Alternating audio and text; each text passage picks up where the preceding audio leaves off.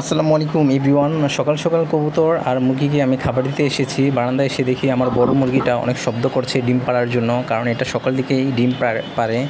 প্রায় সকাল 9টার পর থেকে এটার প্রচুর শব্দ করা শুরু করে ডিম পাড়ার জন্য। হয়তো ব্যথা ওঠে, তার জন্য অনেক শব্দ এবং চিৎকার চেঁচামেচি করে মুরগিটা।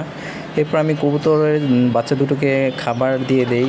আর কালকের আগের দিন আমি রাত্রে কবুতর আর মুরগির জন্য ধান, গম আর ভুট্টা এই 3টা একসাথে এনেছিলাম। কোনো কবুতরের মিক্সার আনিনি। আর আমার এইসব খাবারগুলো অনেক পুরাতন, মানে লোকেরা বিক্রি করলে বস্তার মধ্যে অনেক পুরাতন খাবারগুলো রেখে দেয়। আর অনেক পুরাতন হলে এগুলো কবুতর এবং মুরগি বেশি তেমন একটা খেতে চায় না।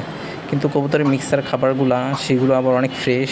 আর 4-5 মিক্সার, মানে 50 টাকার মিক্সার খাবারটা একসাথে বিভিন্ন ধরনের খাবার থাকায় কবুতরগুলো খায়।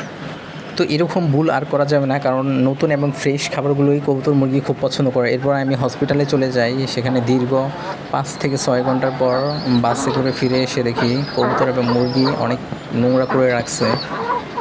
পানির পাত্র এবং খাবার পাত্র এগুলো ফেলে দিয়েছে, কারণ প্রায় বাসায় ফিরতে ফিরতে সন্ধ্যার আগ পর্যন্ত হয়ে গেছে এগুলো পরিষ্কার করার জন্য।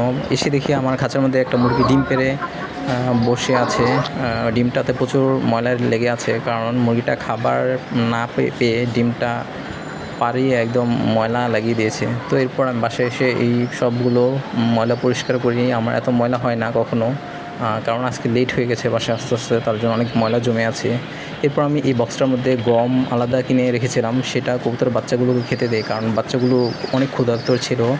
আর আমি বারান্দা আসার পরেই প্রচুর শব্দ করছিল, কারণ বাচ্চা এরকম শব্দ করে আমাকে বোঝায় যে এরা ক্ষুধার্ত, এদের খাবার প্রয়োজন। বাচ্চাগুলো ছোট ছোট বাচ্চা, প্রায় 1 মাস হয়ে গেছে, এগুলো কাছে আসে খাবার দিলে। আর এই মুরগির ডিমটা এখন আমি ভালোভাবে পরিষ্কার করে পানি দিয়ে দেন ফ্রিজে রেখে দেবো। তো যাই হোক, সবাই আমার ভিডিওটা ভালো লাগলে একটা লাইক, একটা সাবস্ক্রাইব করার অনুরোধ রইল। আশা করি পাশে থাকবেন।